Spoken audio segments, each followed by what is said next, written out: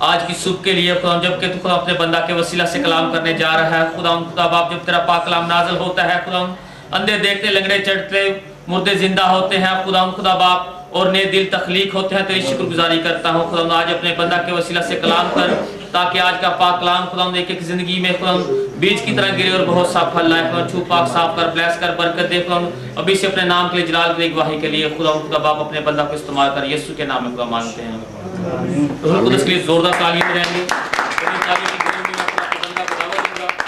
आए और खुदा की जिंदा आवाज को हम तक पहुंचाएं।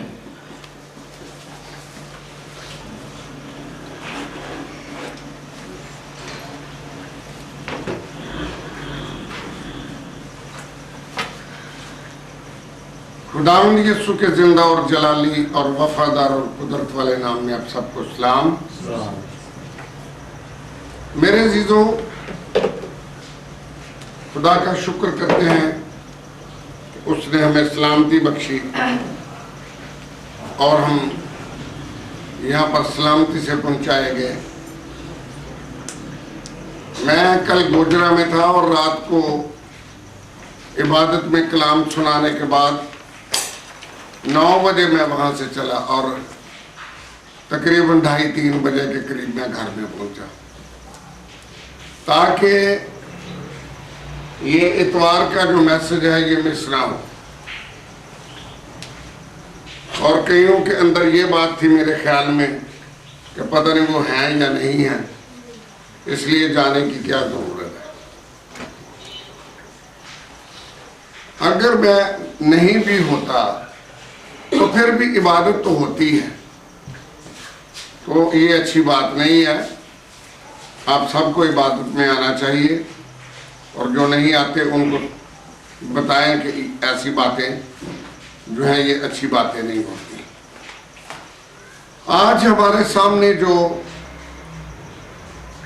बाइबली बयान जो है ये पेश किया गया, उसकी तलावत की गई दानियल के सहीफे से, उसके 2 बाब और उसकी 31 से 45 आयत।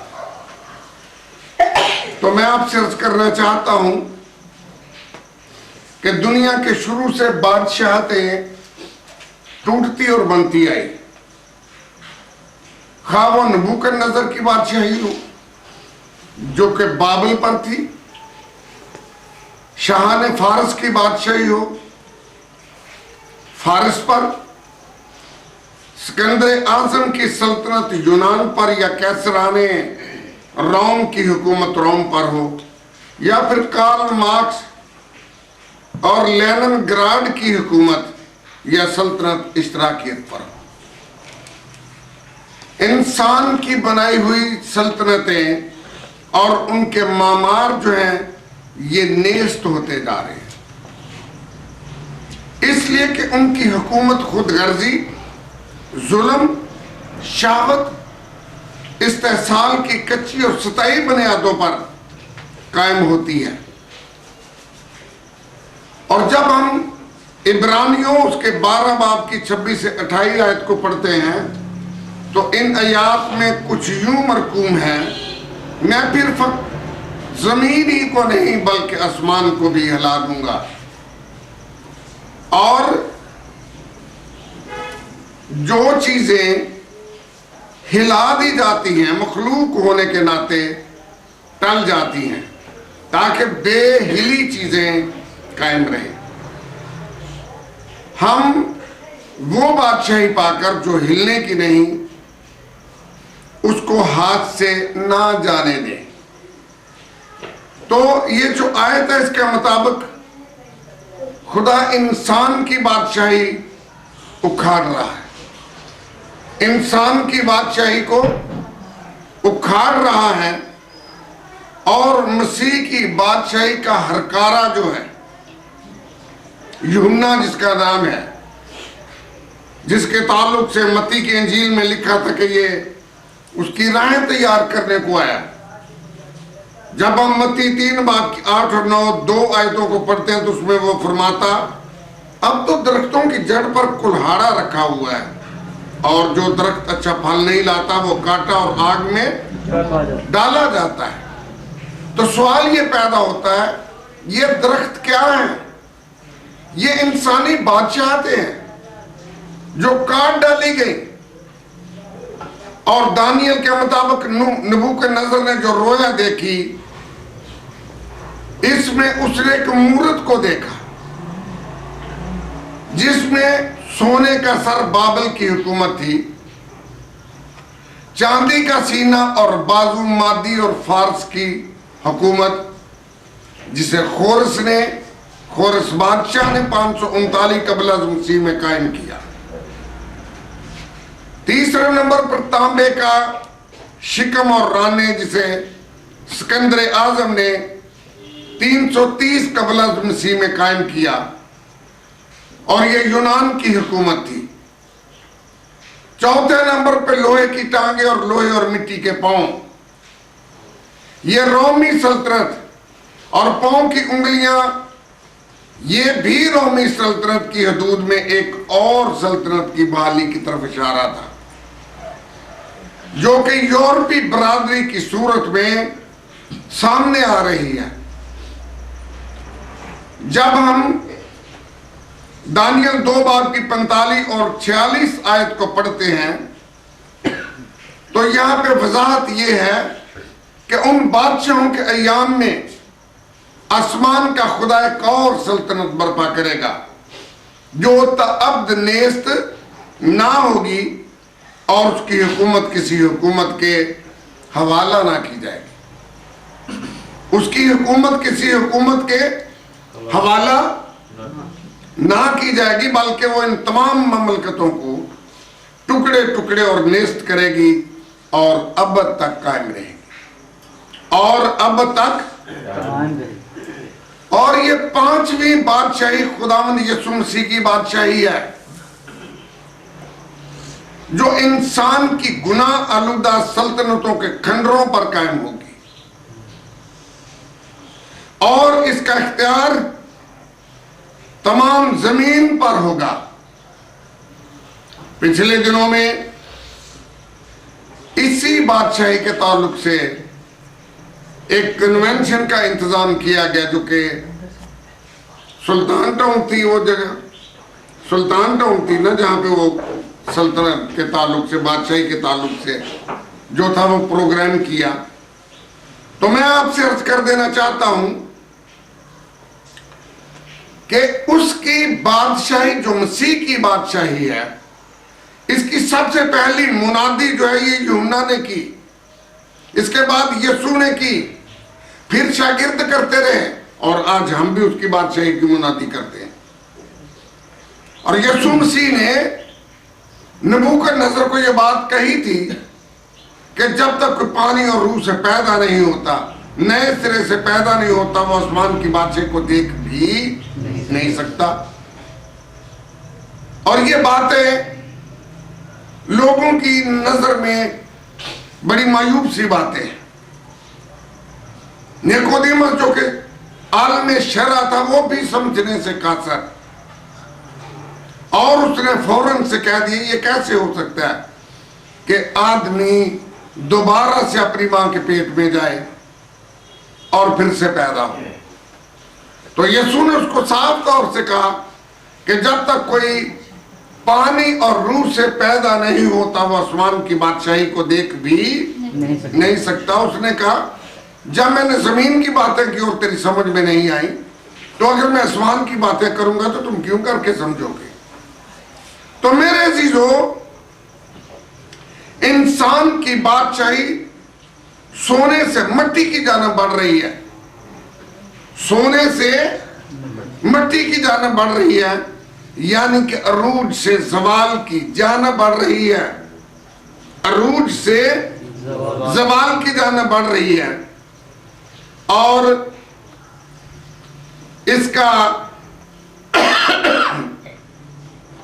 जो नजरिया है, जो नजरिया इर्तिका है इस बादशाही के बढ़ने का, जिंदगी पर इसका इतलाक करना एक फ़रेबे नजर से ज्यादा नहीं है। बात ये फ़रेबे नजर है, इसका जिंदगी के ऊपर इतलाक हो नहीं सकता। जब इंसान अपने खात्मे पर पहुंच जाता है तो खुदा उसे अपनी बादशाही से मुतारिफ करवाता है। और ये मैं तुम्हें बता देना चाहता हूं, उसे एक नया आगाज देता है। इंसान की बादशाही यानी कि मूरत खा कैसी ही कादावर हो, खा कैसी ही हैबतनाक हो, खा कैसी ही मुहीब हो, खा कैसी ही शानदार हो, फिर भी हमें समझना चाहिए कि उसके पांव मट्टी के हैं। उसकी बुनियाद मट्टी की होती है जो कि किसी वक्त भी तबाह हो सकती है, गिर सकती है। तो आपने मत्ती की अंजील के 7 बाब में मसीह की उस मिसाल को पढ़ा होगा, और वो मिसाल क्या थी कि अक्लमंद शख्स ने एक घर बनाया जो कि चट्टान पर था। उस पर आंधियां चली, तूफान आए, लेकिन उसकी बुनियादों को हिला ना सके। लेकिन बेवकूफ ने जो मकान बनाया वो रेत पर था, और जब आंधियां आई, बारिश आई, तूफान आए, तो वो मकान जो है वो गिर गया। यही बात इंसान की है। इंसान बेहतरी की बात करे तो समझ लें कि इसमें बेहतरी नहीं है। बेहतरी तब ही वाकई होगी अगर खुदा जो है वो काम करता है। तो मैं आपसे अर्ज कर देना चाहता हूं, इंसान ने अपने लिए तरक्की करके बड़ी तरक्की की थी। बड़ा थी रोशनी का जमाना, रोशनी की बात हो रही थी। एटम बम बना ली अपनी मौत के लिए, गाड़ियां बना ली, हवाई जहाज बना लिए, रॉकेट बना लिए जो कि चांद तक रसाई जिनकी हो, और इसको ये पता नहीं था कि ये पोल्यूशन का बाइस है। इन्हीं की वजह से ओजोन की तह में सुराख हुआ, और उसके सुराख की वजह से जो कि ओजोन की तह में हुआ, जो कि आसमान में है, सूरज की इंफ्रावायलेट और रेड रेजेस ने जमीन पर आना शुरू किया, जिसकी वजह से ये कैंसर और अजीबोगरीब बीमारियां पैदा हुई। और इंसान ने इस पोल्यूशन को रोकने के लिए, उस सुराख को बंद करने के लिए बहुत सारे हरबे किए, लेकिन नहीं कामयाब हुआ, आज तक नहीं कामयाब हुआ। बाइबल में लिखा था जैसा नूह के दिनों में हुआ, जैसा नूह के दिनों में हुआ कि लोग खाते पीते थे, घर बनाते थे, दरख्त लगाते थे, उनमें ब्याह शादियां होती थी, उनमें ब्याह शादियां होती थी। ऐसा ही इब्ने आदम के आने के वक्त में होगा। इब्ने आदम के आने के वक्त में ऐसा ही होगा। ये मेरी बात को सुन लो। इस पोल्यूशन को दूर करने के लिए ये तुम्हारी शजरकारी की मुहिमें शुरू की गई, लेकिन क्या ओजोन की गैस में उस तय को जो कि जिसमें सुराख हो गया था, उसको ये बंद कर सके? वो बढ़ता जा रहा है। मुख्तलिफ किस्म की बीमारियां हमारे से वजूद में आ रही हैं, मुख्तलिफ किस्म के मुसीबतें दुनिया के ऊपर जो है वो नाजिल हो रही हैं। ये नहीं कर सके। बाइबल कहती है कि इब्ने आदम के दिनों में ऐसा होगा, ब्याह शादी जैसा नूह के दिनों में। तो नूह के दिनों में क्या हुआ था? कभी सोचा कि नूह के दिनों में क्या हुआ था? हनूक की किताब जो है हमारी बाइबल का हिस्सा नहीं, लेकिन दुनिया में ये मौजूद है। हनूक की किताब कहती है कि तकरीबन 200 फरिश्ते थे जो कि आसमान से गिराए गए, जो कि आसमान से गिराए गए। और इनके गिराए जाने से पहले खुदा ने हवा को और आदम को और सांप को सजा सुना दी थी। और खुदा ने कहा था कि औरत की नस्ल से निकलेगा जो कि तेरे सर को कुचलेगा, जो कि तेरे सर को कुचलेगा, और तू उसकी एड़ी पर काटेगा। इब्लीस को पता था कि औरत की नस्ल से निकलने वाला शख्स जो होगा ये मुझे तबाह कर देगा, लिहाजा उसने प्लानिंग की, और प्लानिंग क्या थी कि इंसान की सारी बेटियां जो है वो नफलीम यानी कि गिराए हुए फरिश्ते जो है उनसे शादी करके उनको भी ऐसा ही कर दें, ताकि वो आने वाला जिसने शाम की सर को कुचलना है वो आ ही ना सके। और क्या हुआ? हुआ ये, खुदा मलूल क्यों हुआ? इन फरिश्तों ने बदकारी और जनाकारी के उनको नए नए तरीके, जिस तरह से आज गे सेक्स है, होमोसेक्स है, ये उनको इस किस्म के सेक्स के तरीकों में मुब्तला कर दिया कि खुदा मलूल हुआ। हैवानों के साथ सेक्स। और तुम्हें पता है कि ये कानून पास हो गया इंडिया में, लड़का लड़की से शादी करे ना करे, लड़का लड़के से शादी कर सकता है, लड़की लड़की से शादी कर सकती है। और पाकिस्तानी भी इस बात पे गौर कर रहे हैं। अमेरिका में ये कानून पहले से मुरव्वज हुआ, राइज हुआ। यूरोप में ये कानून है। अबलीस बड़े बड़े मुल्कों से अब इन छोटे छोटे मुल्कों में आ रहा है, और यही कुछ हो रहा है। गे सेक्स, होमोसेक्स और एनिमल सेक्स, ये सब कुछ हो रहा है। शैतान तो ये चाहता है कि ये खानदानी सिलसिला तोड़ करके रख दे और इंसान की नस्ल आगे ना बढ़ सके। और फिर आजकल इल्यूमिनेटी जो मुख्तलिफ किस्म के ड्रामे, मेरी मर्जी, इनकार, मी टू, ये क्या है? औरत को भाला जा रहा है, औरत के बारे में ड्रामे बनाया जा रहा है कि ये बड़ी मजलूम है। बंदे को जो चाहे सो कहे, बंदा हक ना रखे जी कि इन्हू पूछ ले पिए की करके ये तो क्यों करके। ऐसे ऐसे कवानीन बन रहे हैं। तो बाइबल में खुदा ने औरत को मर्द के ताबे किया। इब्लीस चाहता है कि ये सारी ताबेदारी खत्म करके घरानों को तोड़ दे ताकि नस्ल ना बढ़ सके। और यही सोच थी इसकी उस वक्त जब इसके फरिश्तों ने आदम की बेटियों को जिसको पसंद किया उनको ले भागे। और खुदा इस सेक्स की दुनिया से मलूल होकर के इन्होंने हर चीज के साथ, जानवरों के साथ, हर चीज के साथ सेक्स का जो बदतरीन नमूना दिया। खुदा को इस जमीन को तूफान भेज करके तबाह करना पड़ा। आज हम क्या सोचते हैं? कितनी तरक्की हो गई है, हम किस तरफ जा रहे हैं? ये जो मेंस डॉल है, ये क्या है? यूरोप में लोगों ने ये रबड़ की बीवियां रख ली हैं, और पाकिस्तान में भी चाइना की बनी हुई आ रही हैं, इंपोर्ट हो रही हैं। इंसान तबाही की तरफ जा रहा है। अपने आप को बड़ा समझता है जी, मैं बड़ा जी तरक्की याफ्ता हूं। और पाकिस्तान में भी ये सारा सिलसिला शुरू हो रहा है। इंडिया में तो हो चुका। मर्द अपनी बीवी को पूछ ही नहीं सकता तू कहां से, ये क्यों आई है, चाहे वो उसे ज़िनाकारी में अपनी आंखों से देख ले, वो बात करने का हक ही नहीं रखता। बुढ़ियां जनाब बड़ियां खुश ने कि कानून साढ़े हक जो बने। तो क्या मुझे ये बताओ, इंसान की ये बादशाही तरक्की की तरफ जा रही है? इसके पांव मट्टी के ऊपर नहीं है इस मुहूर्त के?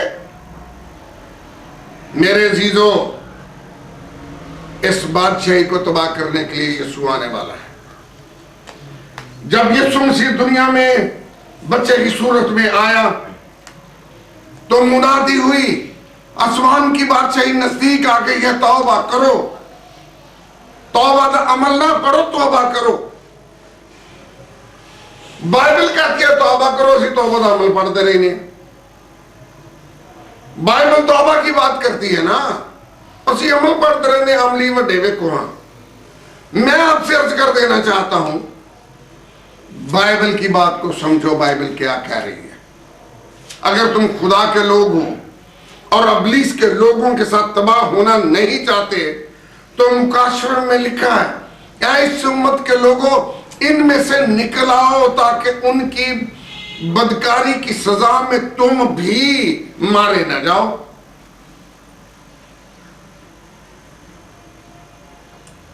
और करंथियों में क्या लिखा है? करंथियों में क्या लिखा है? करंथियों में भी यह लिखा है ना, उनमें से निकलकर अलग रहो तो मैं तुमको कबूल कर लूंगा और तुम्हारा खुदा हूंगा और तुम मेरे बेटे और बेटियां होगे। असी जनाब दुनियावी लोग कहेंगे शादी जाने बेला और गान वालियां बुला बुला के, ये बात है या कि नहीं? क्या ये अच्छा नमूना है? जो बुरी बातें और हरकतें हम करते हैं क्या ये अच्छी हैं? छोटा करागे तेरे पादरी ਨੂੰ फीस देने की वारी है तो मौत पै जाती है, वो जी नहीं। अगर पादरी निकाह ना करे तो ब्याह हो सकता है? मुझे ये बताओ। और जिसकी वजह से ब्याह मुमकिन है, जिसने ब्याह की इजाजत देनी उन्होंने पैसे देने लगे मौत पैंदी है ना, ते जनाबे गाउन वाले देने वास्ते, छोटा करने वास्ते गाउन वालियां तो वार मार के मासियां लगती ने इन्हों दियां, खुदा के लोगों को देते हुए मौत इनको पड़ती है। मैं आपसे अर्ज कर देना चाहता हूं, खुदा की बादशाही का हरकारा यूहन्ना साफ तौर से ऐलान कर रहा है कि अब तो दरख्तों की जड़ पर कुल्हाड़ा रखा है, अगर कोई दरख्त अच्छा फल नहीं लाता तो वो काटा और आग में डाला जाता है। और ये मेरी बात को सुनो, जिन हुकूमतों ने खुदा का काम नहीं किया, खुदा के कलाम के मुताबिक वो फल नहीं लाए, वो काट डाली गई। आज अमेरिका ने अगर होमोसेक्सुअल की कानून बनाया और इजाजत दी है, तो अगर खुदा ने सदोम और अमूरा को नहीं छोड़ा तो अमेरिका को छोड़ देगा? अमेरिका ज्यादा लाडला है, इंडिया को छोड़ देगा जो कि बुत परस्त है?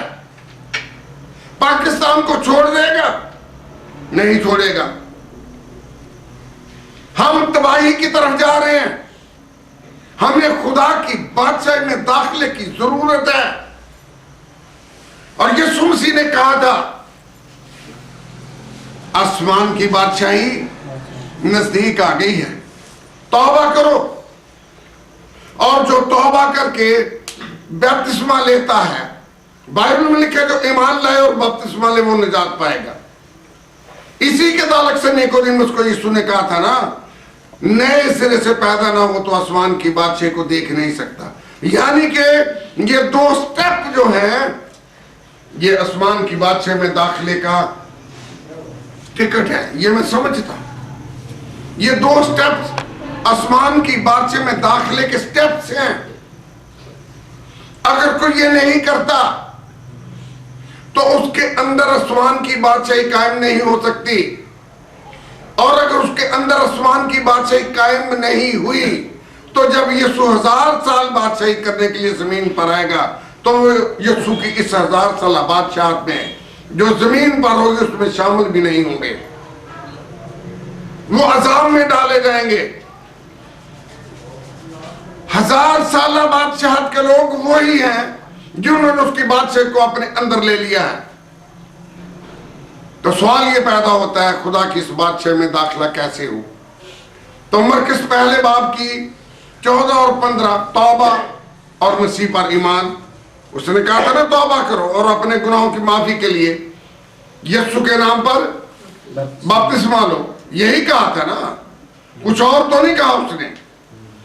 14वीं और 15वीं आयत, फिर यूहन्ना के पकड़वाए जाने के बाद यीशु ने गलील में आकर खुदा की खुशखबरी की मुनादी की और कहा कि वक्त पूरा हो गया है और खुदा की बादशाही नजदीक आ गई है, तौबा करो और खुशखबरी पर ईमान लाओ। फिर यूहन्ना 3 बाब की 3 से 5 आयत, उसकी बादशाही में अगर दाखिल होना है तो नए सिरे से पैदा होना है, यानी कि रूह और पानी से, और पानी होते के बाद उसमें को जाहिर करता है और रूह जो है ये रूह कुदस को जाहिर करता है। और वो लोग जो कि गैर ज़बानों के वसीला से खुदा की परस्तिश और इबादत करते हैं और दुआ करते हैं, ये रूह से पैदा हुए हैं, ये रूह से पैदा हुए हैं। तीसरी बात, खुदा की मर्जी पर चलने से आसमान की बादशाही में दाखिला होगा। खुदा की मर्जी पर चलने से आसमान की बादशाही में दाखिला होगा। जिस तरह से तेरी मर्जी आसमान पर पूरी होती है, जमीन पर भी। उसके बेटे ने कहा, अब आप तेरी मर्जी पूरी हो ना कि मेरी। और वो सलीब पर चढ़ गया, तशद्दुद को बर्दाश्त किया, दुख को बर्दाश्त किया और मौत तक पहुंचा। और मौत जो है उसने एक्सेप्ट की। और अगर उसका अपना बेटा, इकलौता बेटा, उसकी मर्जी की मुखालफत नहीं करता और हम उसकी मर्जी से बाहर जाते हैं, तो समझ लें कि आसमान की बादशाही में दाखला नामुमकिन है। फिर मत्ती 18:3 में लिखा कि अगर कोई बच्चों की मानद नहीं बनता तो आसमान की बादशाही में दाखला मुमकिन है। बच्चों की मानद बनने का क्या मतलब है? ये अगर मैं इसके ताल्लुक से बोलना चाहूंगा तो ये घंटा लग जाएगा बोलते बोलते। लेकिन सीधी सी बात है कि बच्चे थोड़ी देर में एक दूसरे से नाराज होते हैं, फिर खेलना शुरू कर देते हैं। कोई उनकी सुलह कराता है, कोई उनको बिठाता है कि सुलह कर लो यार, तो बड़ी मेहरबानी। खुद ही उनको वो भूल जाते हैं, हर चीज को भूल जाते हैं। तो मोटी सी मिसाल है कि हमें एक दूसरे से दुश्मनियां खत्म करनी है, हमें एक दूसरे से मुखालफतें खत्म करनी है और खुदा की बादशाही में तभी हमें दाखिला मिल सकता है। फिर इमाल 14:22 कहती है कि बहुत सी मुसीबतें सहकर हम आसमान की बादशाही में दाखिल होंगे। क्या जी, क्या लिखा है वहां पे? बहुत सी 14:22 को पढ़े जरा, 14:22 जरूर पढ़े। इमाल 14 बाब उसकी 22 आयत। हाँ, जिसके पास है वो पढ़े, नहीं तो मैं पढ़ता हूं। और शागिर्दों के दिलों को मजबूत करते और ये नसीहत देते थे कि ईमान पर कायम रहो, और कहते थे जरूर है कि हम बहुत मुसीबतें सहकर खुदा की बादशाही में दाखिल हों। यानी कि आसमान की बादशाही ये नहीं है कि आसमान की बादशाही टेला ने फटाफट जरा में तो रक्षा पड़े तो पहुंच गए, ये बात नहीं है। मुसीबतें सह करके आसमान की बादशाही में जाना है। फिर मत्ती 11:12 आयत कहती है कि रूह में जोरावर हमें बनना है। किस में जोरावर बनना है? रूह में जोरावर बनना है। इस आयत को भी पढ़ते हैं, लिखा है, और यूहन्ना बपतिस्मा देने वाले के दिनों से अब तक आसमान की बादशाह पर जोर होता रहा है और जोर आवर उसे छीन लेते हैं। जोर आवर उसे छीन लेते हैं। और ये जोर किसका है? जिस्म के जोर की बात कर रहे, डांगा नल मतलब खोंदे नहीं, ये रूह का जोर है, रूहानी जोर है। अगर रूहानी जोर है तो आप आसमान की बादशाही में जा सकते हो। और मैं तुम्हें बताना चाहता हूं, मत सोचो कि आसमान की बादशाही में बहुत ज्यादा लोग हैं। लूका की इंजील के 12:31 और 32 आयत कहती है, छोटे गले मत डर, क्योंकि बाप को पसंद आया कि बादशाही तुझे दे। बादशाही मैं आपसे अर्ज करना चाहता हूं, इस्राएल के नबी होते आए। एलिया अकेला नबी था ना? एलिया के पीछे कोई जमात थी? है? और बाल के कितने नबी थे? खियाब के, इजबल के कितने नबी थे? 450 नबी थे जिनको कत्ल किया। यर्मिया और बारूक अकेले थे। यर्मिया उसको लिखवाता था, वो नबूवत को लिखता था और लोगों को सुनाता था। तो मुझे ये बताओ कि यर्मिया के पीछे कितनी जमात थी? कोई थी जमात? सब उसे, कभी जी इसको यर्मिया को उस तालाब में फेंक दो, उसमें कीचड़ है, कभी उसे कुछ मुसीबत देते हैं, कभी उसे जनाब उसे भूखा रखते हैं, उसे कैद में रखते हैं। तो यिर्मयाह के साथ अच्छा सलूक किया लोगों ने। ये साया नबी था, ये साया को आरे से 2 गेलियों के बीच में बांध करके आरे से चीर दिया। हाकिमों ने नबियों के साथ अच्छा सलूक हुआ? बताए मुझे, नहीं हुआ। हमेशा खुदा की बादशाही में जाने वाले थोड़े से लोग हैं, क्योंकि ये रास्ता सुकड़ा है, क्योंकि ये रास्ता और वो रास्ता जो है वो कुशादा है, जो हलाकत को पहुंचाता है, और उसके पाने वाले बहुत ज्यादा हैं, उसके पाने वाले बहुत ज्यादा हैं। आज तो जनाब लोग उठते नहीं सवेरे इबादत करने वास्ते, इबादत वाले दिन भी जनाब लेट लोग अंदर पादरी साढ़े घर आन के इबादत कर दे, असा इबादत खाने च नहीं जाना। मुश्किल है ना, बहुत मुश्किल है मेरे अजीजों। बहानेबाजी क्या जी, बिजली नहीं जी, कपड़े इस्त्री कोई नहीं है, बिजली नहीं है तो एक दिन पहले नहीं कपड़े इस्त्री कर सकते। एक दिन पहले तुम क्या कर रहे थे, कहां गए हुए थे?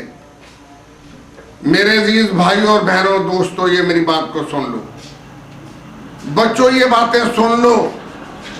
आज जितना तुम खुदा की हुजूरी में रहोगे, आज जितना तुम उससे प्यार करोगे, आज जितना तुम उसका इकरार करोगे, उसी हिसाब से वो भी तुम्हारी जो है वो इकरार करेगा बाप के सामने, और इसी वजह से तुम आसमान की बादशाही में दाखिल हो सकते हो। और ये इनकार है खुदा की बादशाही का, अपनी रस्मों को, अपने रवाजों को, रिश्तेदारियों को, अपनी गंदी आदतों की पैरवी में होते थे जी। मेकअप के खिलाफ बोल देने, जेवरां के खिलाफ बोल देने, असी नहीं जाना। यह बात है या कि नहीं है? और क्यों लोगों की जमायतें बनी हैं? पादरी लोगों की औरतों के साथ जिना कार्यों में मुंसलिक है, पादरियों में बदकारी है, अपने बड़े नाम की खातर, बड़ी जमातों की खातर लोगों को मना ही नहीं करते। सिर्फ ये है कि हमारे चंदे बढ़ जाएं, हमारी दरियाकियां बढ़ जाएं, और ये लोगों को खुदा की बादशाही की मुनादी ना करके दोज़ख में भेजने की तैयारी करवा रहे हैं। और ये जिम्मेदार हैं इन लोगों के, ये जो मुजरमों की जमातें बना रहे हैं। बस मेरी मुखालफत 2000 साल हो चले ने ये सुनसिने दुनिया ते आए, अजे तक बपसमे दी इन्होंने समझ नहीं आई। इन्ने ये अकलमंद ने, अभी तक इनको तौबा की समझ नहीं आई। इनको ये समझ नहीं आई कि 120 वर्ष मुनादी करता रहा। कौन करता था? नूह ने की थी ना। कश्ती 120 सालों में बनी, और 120 साल जो थे खुदा का तहम्मुल था, तौबा की मोहलत थी, तौबा की मोहलत थी, और लोगों ने तौबा की नहीं की, तूफान में मर गए। मैं तुम्हें बड़ी पते की बात बताना चाहता हूं, और वो पते की बात यह है, खुदा ने कश्ती का दरवाजा बाहर से बंद किया। खुदा ने कश्ती का दरवाजा बाहर से बंद क्यों बंद किया? नूह कह सकता से हम दरवाजा अंदर कुंडी ला लें। उसने कश्ती का दरवाजा बाहर से इसलिए बंद किया कि शायद को अक्लमंद हो गए, जिन्हों गैरत आ जाए तो खोल के अंदर बढ़ जाए। इनकी तो गैरत ही मर चुकी थी। सीधी सीधी सी बात है, ये तो खुदा की निस्बत अबलीस को प्यार करने वाले लोग थे। इन्होंने तो खुदा को बेच दिया था, छोड़ दिया था। इन्होंने इतनी अकल नहीं आई कि यार दरवाजा बाहरों बंद है, अंदर चल जाइए, और मर गए। अकलमंद थे या बेवकूफ थे? और लूत के दिनों में क्या हुआ? लूत के दिनों में क्या हुआ? लूत के दिनों में लूत अपने बेटियों और दामादों के पास गया, यहां पे आग बरसनी है, चलो इस जगह से निकल जाए, चलो उस जगह से। और बाइबल कहती है उसके दामादों ने उसका मज़ काढ़ा है, और अब्बा जी थोड़ा तो दिमाग खराब हो गया, कितों आग आ जाएगी? यही बात हुई थी ना। और वो जल करके मर गए, और जलने के बाद वो जमीन बैठ गई, और वहां पे बेरे मुर्दार का पानी जो था वो आज मौजूद है। गो के इन्होंने उस पानी के नीचे से उसके खंडरात को, ये जो असारे कदीमा वाले हैं, इन्होंने ढूंढ लिया है। लेकिन क्या हुआ था? यही हुआ था ना, मर गए थे। स्वाय लूत और उसकी 2 बेटियों के कोई बचा था, तो इन्होंने खुदा की बात को नहीं माना और मर के जल करके। ये अक्लमंद थे। खुदा ने कहा था पीछे मुड़ करके नहीं देखना, पीछे मुड़ करके, लेकिन लूत की बीवी ने देख लिया। लूत की बीवी ने क्या देखा? उसने क्यों देखा? उसने पीछे मुड़ करके, और उन्होंने 2-3 नजर आउंडे सन, अपनी धियां नजर आउंडे नहीं सन, छोटे छोटे बच्चे धियां दे। औरत थी, वो रिश्तों की वजह से जब उसने आग बरसती देखी तो पीछे मुड़ करके देखा कि मैं देखूं कि कैसी आग बरस रही है, और वहीं पे नमक का सतून बन गई। ये रिश्तेदारियां जो पीछे रह गई इनको मत देखो, लून दा सतून बनना जे तो देखो मरो। क्या जो मर गए थे, जिन्होंने खुदा की बात को टाल दिया था, वो अक्लमंद थे? हैं?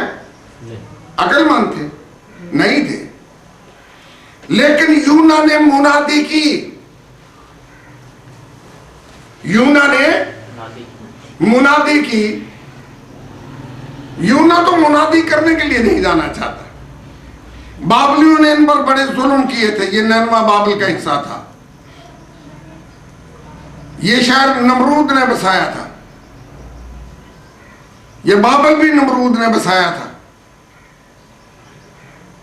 तो अंदर से तो हसद था इनके साथ। ठीक है, मरन दो इनको मरने दो। और सोच के आई तरसीस में चले जाना। एक जहाज तरसीस को जाता है, वो 3 साल के बाद आता है। सोना, मोर, हाथी दांत, हीरे जवाहरात वो लेकर के आता है। मैं मालदार हो जाऊंगा, खुदा भूल जाएगा, खुदा भूल जाएगा। जहाज पे याफा से सवार हुआ, याफा शहर से जहाज पर सवार। खुदा ਨੂੰ ਦਾਲ ਆਣ ਦਿਆ है नबी। वेखो तुसी, है वो नबी, खुदा को दौल लगा रहा है। याफा शहर से सवार हुआ। खुदा ने कहा पुत्र हूं अगे जाके दस। तूफान आ गया। तूफान उन बुत परस्तों की वजह से नहीं आया, नबी की वजह से आया। खुदा के नाफरमान नबी की वजह से तूफान आया। बात की समझ आ रही है?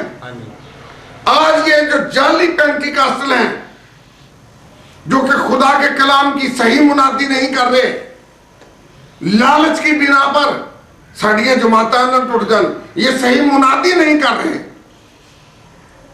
और खुदा की जमात एक बहरानी कैफियत का शिकार है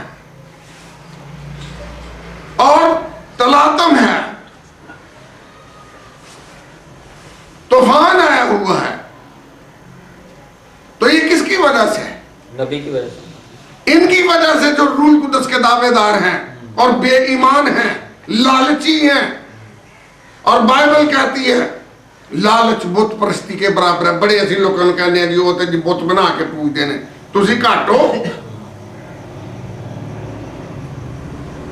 किते को मनादी वास्ते सदे सानू दोगे की असी गड्डी ते आना पहले 10,000 सानू गड्डी का तो किराया दे दो। ये बात है या कि नहीं? क्या ऐसे लोगों को जो पहले अपने ही सौदा करते हैं उनको बुलाना वाजिब है? लेकिन किया जी ओ जी बाबा जी इन्होंने बुला लेने लोग गाउन सुनने वास्ते आउणगे, कोई गल नहीं 10,000 दे देंगे। यही बात है ना? मैं गलत कह रहा हूं? और बाइबल में ये नहीं लिखा कि गवाओ, वहां पे लिखा आओ एक नवा गीत रब लई गाओ। उसे की लिखा था? पैसे दे के गवाओ है?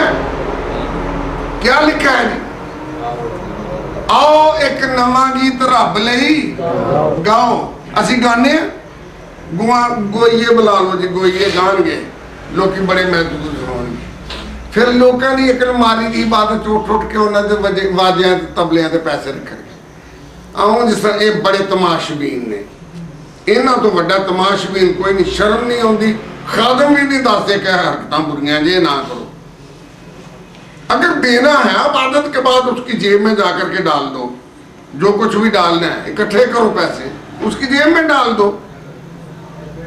और यहां पर तो दलाल है बहुत से ऐसे गवैयों के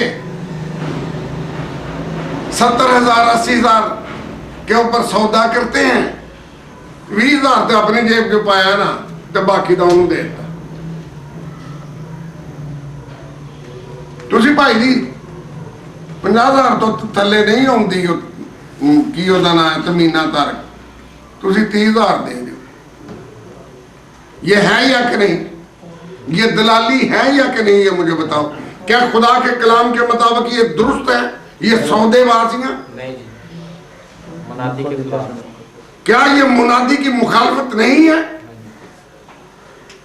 कोई भी ना आए, एक भी ना हो, तुम्हारी मुनादी जो है वो रास्तबाजी की मुनादी होनी चाहिए। आमीन। कोई चंदा ना तुम्हें दे, राज़िक खुदा है, ये बंदे हैं, मुझे ये बता दो। खुदा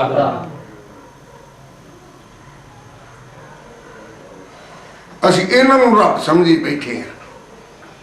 हाय है को मेंबर टूट गया तो दह एक ही खत्म हो जानी, बंद हो जानी। और आज पेंटिकास्ट लो, पहले तो तुम्हारी मुखालफत यूपी और कैथोलिक करती थी, आज तो वो कैथोलिक और यूपी तुम्हारी मुखालफत नहीं कर रही, आज तो तुम अपनी मुखालफत आप कर रहे हो। तुम खुदा के मुजरम हो, तुम खुदा के दुश्मन हो। रूल कुदस का मसला नहीं होता, किसी ने बोल दिया सुन के तो 2 लफ्ज गैर ज़बान दे सुन ले तो बोलने शुरू कर देते। मैंने बहुत तजर्बा किया इस बात के ऊपर। वो जब भी बोलेंगे वही लफ्ज दोहराएंगे, नई कोई बात नहीं है, कोई नबूवत नहीं, कोई मौजज़ा नहीं, कोई शिफा नहीं, कोई शिफा नहीं। गैर ज़बान बड़े बोल रहे हैं। मैं कल गोजरे में था तो मुझे सुबह सुबह फोन आया कि तुसी 2008 दे विच जिहड़ी नबूवत कीती सी। मैं कहा हाँ जी की सी नबूवत, मैं तो भुल गया। कहंदे जी तुसी फलाने फलाने पादरी साहब नूं जिहड़ा कि मुक्ति फौज दा पादरी सी, ਉਹਦੇ बारे तुसी आख्या सी इहने मुक्ति फौज छड्ड देनी है। मैं कहा आहो जी मैं आख्या सी, तो मैं अज ही मैं उस ईमान च कायम है। उन्हें आख्या वो ब्रिगेडियर बन रहा था, उसने छोड़ दिया है।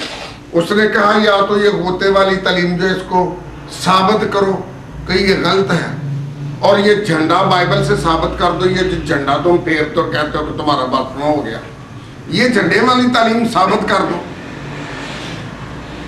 वो उसे छोड़ ही रहे थे। मुक्ति फौज का बोर्ड बैठा ऑफिसर्स का,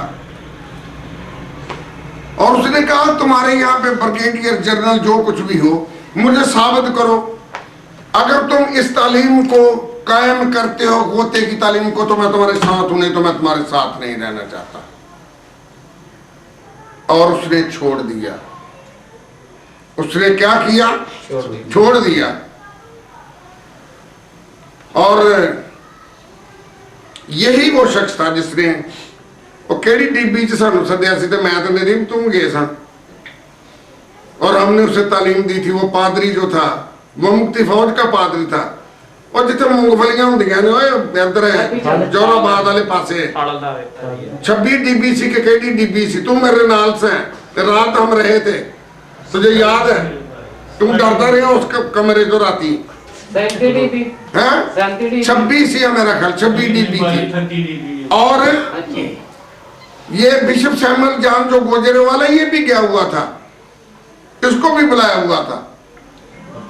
और वो शख्स, मैंने उसको चंद बातें कही और उसने मुझे कहा मैं अंकल जी तुहाडियां गल्लां दे नाल मुतफिक हां, मैं तुहाडियां गल्लां दे नाल मुतफिक हां। चंद बातें मैंने उससे कही और मैंने कहा कि ये शख्स जो है एक वक्त आएगा कि छोड़ देगा, एक वक्त आएगा कि छोड़ देगा। और जिसको मैंने कहा वो आइजक गुलजार था, आर्मी वाला, और उसने मुझे कल फोन किया सुबह सुबह कि उसने छोड़ दिया। वो तुम्हारी नबूवत पूरी हो गई, वो तुम्हारी नबूवत पूरी हो गई। तो खुदा के लोग हो तो तुम्हारी बातों को पूरा होना चाहिए। तुम जो बात करते हो उस बात का असर होना चाहिए। तुम्हारी अंदर से नबूवती पैगामात निकलने चाहिए। आज जो कुछ इल्यूमिनाटी कर रही है, 666 की मोहरें लग रही हैं, क्या ये बाइबल में दर्ज नहीं है? तुम बाइबल को दुनिया को टैली करके क्यों नहीं बताते कि जो बाइबल में लिखा है वो आज पूरा हो रहा है? तुम्हारे सामने ये बातें पूरी हो रही हैं। ये वन वर्ल्ड ऑर्डर क्या है?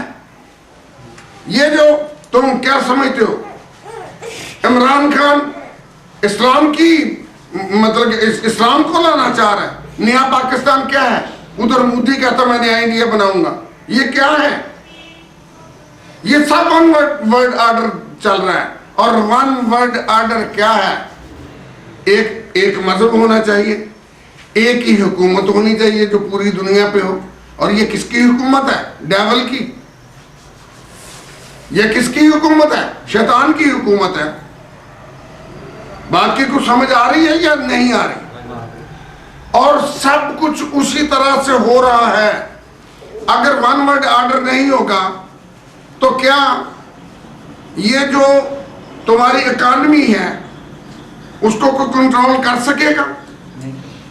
पहले रुपया पैसा नहीं होता था, सोने के टुकड़े होते थे और चांदी के टुकड़े जिनमें कारोबार किया जाता था। फिर इन्होंने क्या किया? इन्होंने ये किया कि उसकी जगह ये कागज के नोट बना दिए, ये तांबे के पीतल के सिक्के चला दिए। यही किया था ना, यही हुआ ना। ये सिक्कों से चांदी के हमारे वालिदैन के दौर में ये चौनियां चांदी की थी, वो बताते थे हमें ये चांदी की चौनियां थी। चांदी तो पित्तल ते सिल्वर से आ गए, कागज पे आ गए। और अब कागज को भी छोड़ करके काइन जी, वो क्या काइन है यार? है यूनिकॉइन, यूरो है, बिटकॉइन, ये असली लफ्ज है। बिटकॉइन पे आ गए। वो काइन किसी ने देखना में होना ही नहीं, सिर्फ वो कागजी कार्रवाई है। जिसने वो मोहर लेनी है वो काइन को यूज कर सकता, अदरवाइज नहीं कर सकता। तुम कंगाल हो जाओगे, वो अमीर हो जाएंगे। उनकी मर्जी के मुताबिक जो कुछ ओ भावे सप पका के बेचे तुसी खाओगे, ओ भावे जनाबे ली काकरोच का सूप तो देन तुसी पीना। यही बातें हैं। मैं कहता हूं कि खुदा की बादशाही में यह नहीं होगा। जब यीशु 1000 साल के लिए बादशाही करेगा, पूरी वर्ल्ड पे बादशाही होगी। ये नहीं कि सिर्फ इसराइल दे विच ही बादशाही होएगी। इसराइल की हैकल में बैठकर ये जो हैकल अब बनने जा रही है, जिसकी बुनियाद 10 दिसंबर को डाली गई 2018 में, और भेड़ की कुर्बानी दी गई है। पता है आपको? पूरी दुनिया से लोगों को इनवाइट किया यहूदियों ने। ये हैवान बना करके दे रहा है। जिसको कि इस्लाम दज्जाल कहता है, और वो दज्जाल जो है ये बना करके दे रहा है, हैवान बना करके दे रहा है, मुखालिफ मसीह जिसको हम कहते हैं वो इनको बना करके दे रहा है। और जब तक कलीसिया उठाई नहीं जाती है हैकल कंप्लीट नहीं हो सकती, क्योंकि हैकल के ताल्लुक से खुदा ने कहा था कि मैं तुम्हारे दरमियान सुकूनत रखना चाहता हूं, मेरी निगाह यहां पे टिकी रहेगी, जो इस हैकल की तरफ रुख करके दुआ करेगा उसकी मैं दुआ को कबूल करूंगा, यही कहा था ना। लेकिन यहूदियों ने खुदा के बेटे को रद्द कर दिया और कहने लगे ये ना लिख के ये हमारा बादशाह है, कैसर के सिवा हमारा कोई बादशाह नहीं, ये लिख के इसने कहा कि मैं यहूदियों का बादशाह हूं, यही बात है ना। इन्होंने उस बादशाह को, अपने बादशाह को रद्द किया, और बादशाह को रद्द करने की वजह से ये बादशाही इल्तवा में पड़ गई, यहूदियों की हैकल सन 70 में तबाह हो गई। तो इसका मतलब क्या हुआ कि खुदा का अपने लोगों में आमदोरफ्त रखना, उनमें सुकून रखना खत्म हो गया? नहीं, अब खुदा कलीसिया में सुकून रखता है रूह कुदस के वसीला से। अब खुदा कलीसिया में चलता और फिरता है। मुकाशवा को पढ़ के देख लो, वो 7 कलीसियाओं में फिरता है, उसके हाथ में 7 सितारे हैं, चिरागदानों में फिर रहा है वो। और जब तक ये कलीसिया जमीन पर है, हैकल नहीं बन सकती, क्योंकि इस कलीसिया में खुदा चलता है। जब कलीसिया उठाई जाएगी तो रूह कुदस भी उठा लिया जाएगा, फिर टोटल हैवान जो है जो चाहे सो करे, बादशाही बन जाएगी, हैकल बन जाएगी, शैतान की बादशाही कायम हो जाएगी मुकम्मल तौर पर। और इसके 7 साला दौर के इख्तिताम पर यीशु मसीह आसमान से आएगा और सारी बादशाही को उसके चेहरे के नूर से और उसके मुंह की फूंक से भस्म होना पड़ेगा इब्लीस की बादशाही को। 20 करोड़ की फौज तबाह हो जाएगी। और यीशु मसीह का एक फरिश्ता हाथ में जंजीर लिए हुए जमीन पर आकर के इब्लीस को पकड़ करके थागड़े में बंद कर देगा। और 1000 साला बादशाह जो है ये तब शुरू होगी, यीशु मसीह उस हैकल की जगह हैकल बना करके उसमें अपना तख्त लगा करके उसमें हुकूमत करेंगे, उसमें से पूरी दुनिया को रूल करेंगे। ये है 1000 साला बादशाह, ये है अब्दी बादशाह की जो है जमीन के ऊपर उसका नमूना। इसलिए तो उसको प्रिंस ऑफ पीस कहते हैं। आज तो पोप साहब के बारे में लोग कहते हैं ये जो मैन ऑफ पीस है, बाइबल कहती है कि ये मैन ऑफ पीस नहीं है, ये सफेद घोड़े का सवार है जिसके हाथ में कमान है, सफेदी पीस की निशानी है। ये अपने आप को पीस का शहजादा बना रहा है, लेकिन प्रिंस ऑफ पीस स्वाय यीशु के और कोई नहीं। प्रिंस ऑफ पीस स्वाय यीशु के कोई नहीं। तो मैं तुम्हें बताना चाहता हूं, इंसान जितना भी बड़ा हो जाए, ये मूर्त जितने भी है बतना दो, इसके पांव मट्टी के हैं, इसके पांव मट्टी के। तो मेरी ये मिन्नत है, मैं इसको लंबा नहीं करता, आए आज खुदा की बादशाहत को कबूल करें, आए आज खुदा के बेटे की बादशाहत में दाखिल हो जाएं, आए आज उस बादशाह को कबूल कर लें, उसे कहें कि तू हमारे दिलों का राजा बन जा, हम तेरी बादशाही में रहना चाहते हैं, तेरी बादशाही होनी चाहिए। मुंह से तो बड़ा करते हैं तेरी बादशाही है, जिस तरह तेरी मर्जी आसमान पर पूरी होती है जमीन पर भी हो। तो क्या हमने कभी उसकी मर्जी का ख्याल किया? आए आज उसकी मर्जी को पहचाने कि उसकी मर्जी क्या है। सब उठे और अपनी गलतियों का इकरार करके उनको तर्क करें। खुदा आपको बरकत दे। सब उठ जाए, उठे अपनी गलतियों का इकरार करने के लिए, दुआ करें, मुंह खोलें।